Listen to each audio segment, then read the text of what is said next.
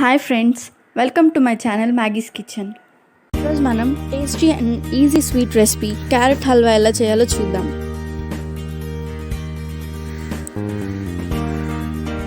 First 500 grams క్యారెట్ని ఇలా సన్నగా తురిమి పెట్టుకోవాలి. స్టవ్ మీద ఒక కడాయి పెట్టుకొని అందులో 1 టేబుల్ స్పూన్ గీ యాడ్ చేసుకొని జీడిపప్పును వేయించుకోవాలి. మీ దగ్గర ఏ డ్రై ఫ్రూట్స్ ఉంటే అవి ఫ్రై చేసుకొని పెట్టుకోవచ్చు. ఇలా ఫ్రై అయిన వాటిని ఓ ప్లేట్లోకి తీసుకొని పక్కన పెట్టుకోవాలి.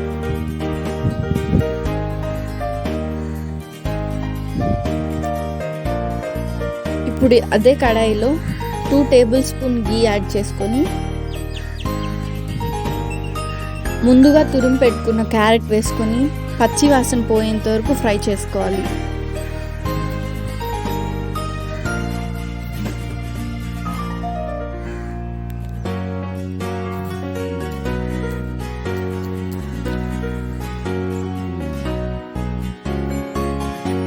ఇలా బాగా ఫ్రై చేసుకున్న దాంట్లో 200 ml మిల్క్ పోసుకోవాలి.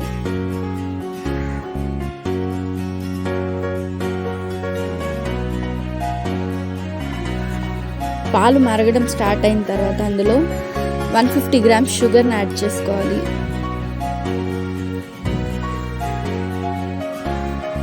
ఇవన్నీ బాగా దగ్గర పడేంత వరకు కుక్ చేసుకోవాలి.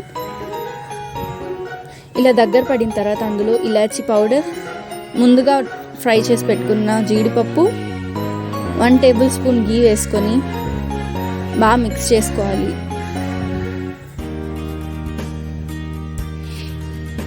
ఇలా మిక్స్ చేసుకొని ఓ సర్వింగ్ ప్లేట్లోకి తీసుకుంటే క్యారెట్ హల్వా రెడీ.